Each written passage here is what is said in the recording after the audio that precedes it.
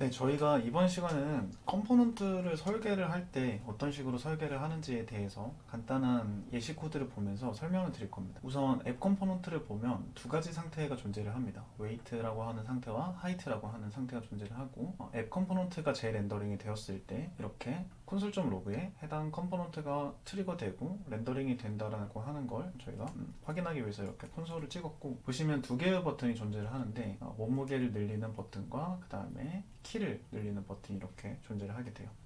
그래서 각각의 버튼을 클릭을 하게 되면 당연히 웨이트가 변경이 되면 웨이트 상태가 변경이 됨으로써 앱 컴포넌트가 재렌더링이 될 거고, 하이트 버튼을 클릭하게 되면 하이트라는 상태가 변경이 되면서 앱이라는 컴포넌트가 재렌더링이 될 겁니다. 그래서 보면은 예시 코드를 이렇게 실행해서 봤을 때 웨이트라고 하는 버튼을 클릭했을 때 앱이라고 하는 컴포넌트가 재렌더링이 되는 걸 볼 수 있죠. 그런데 보면은 실제 이 웨이트라고 하는 도움 요소만 변경이 될 거예요. 현재 여기 있는 버튼만 커밋 단계에서 적용이 될 건데, 이 녀석은 렌더링 과정에서 포함이 되긴 하지만 실제 리액트에서는 이 녀석을 가지고 커밋 단계에서 도움 요소를 교체하지는 않을 겁니다.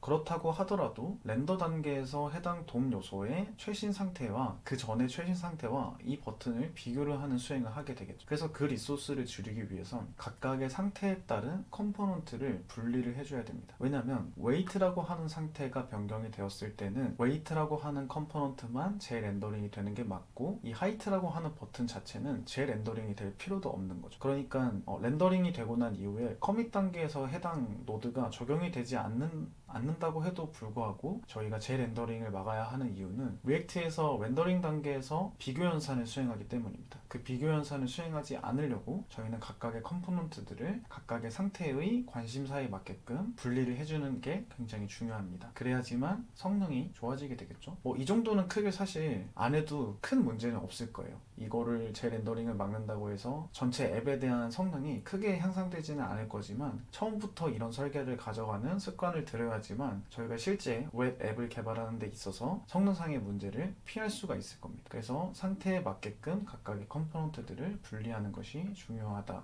라는 이야기를 드리고 싶습니다. 그래서 저희가 간단한 컴포넌트들을 만들기 위해서 이렇게 두 가지 컴포넌트를 만들어 주겠습니다. 하나는 웹 컴포넌트고 그 다음에 다른 하나는 하이트 컴포넌트. 일단 웨이트 컴포넌트 먼저 작성을 해주고 복사 붙여넣기를 해줄게요. 보면은 이렇게 여기다가 웨이트 버튼이라고 쓰면 되겠죠. 웨이트 버튼을 이렇게, 그리고 리턴을 해서 해당 컴포넌트가 이렇게 버튼을 렌더링 할 수 있게 해주고, 아까의 상태를 상위 컴포넌트에서 이렇게 가져옵니다. 이런 식으로. 그리고 유저 스테이트가 선언이 안 돼 있으니까 이렇게 선언을 해준 다음에 웨이트 버튼도 똑같이 이렇게 해주고, 저희는 얘를 하이트 버튼으로 만들어 줍니다. 그리고 이렇게 하이트 버튼, 그 다음에 웨이트 를 바꿔줘야겠죠. 이렇게 전체 커맨드 D로 선택한 상태에서 이런 식으로 바꿔주면 될 거예요. 그러면은 지금 보시면 이제 여기서는 해당 상태가 날라갔기 때문에 저희는 얘네들을 다 없애주고 아까 만들어 놨었던 하이트 버튼 그리고 웨이트 버튼을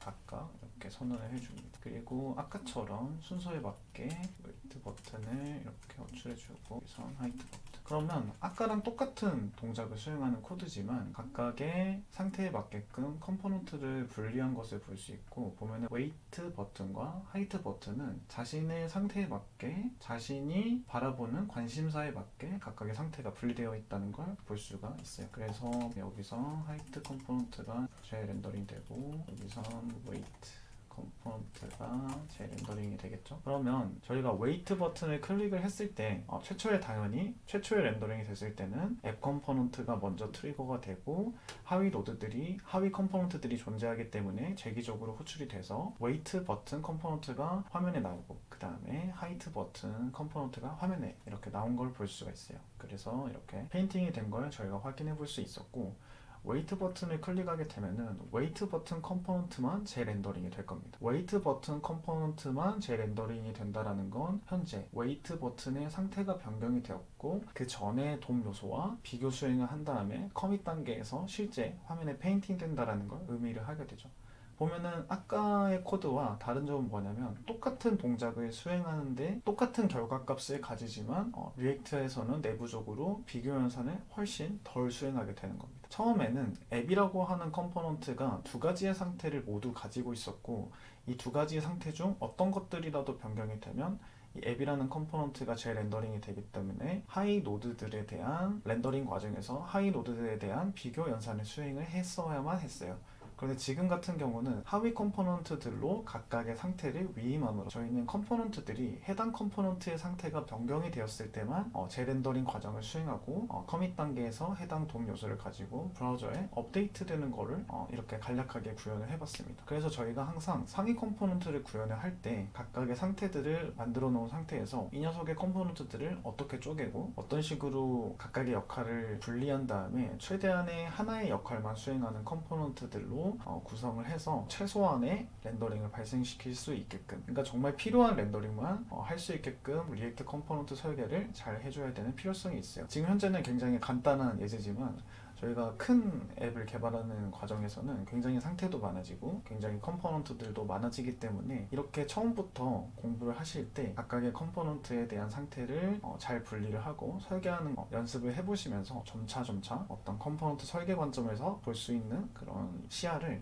늘려나가셨으면 좋겠습니다. 네, 오늘 강의는 간단하게 여기까지 살펴보도록 하겠습니다. 감사합니다.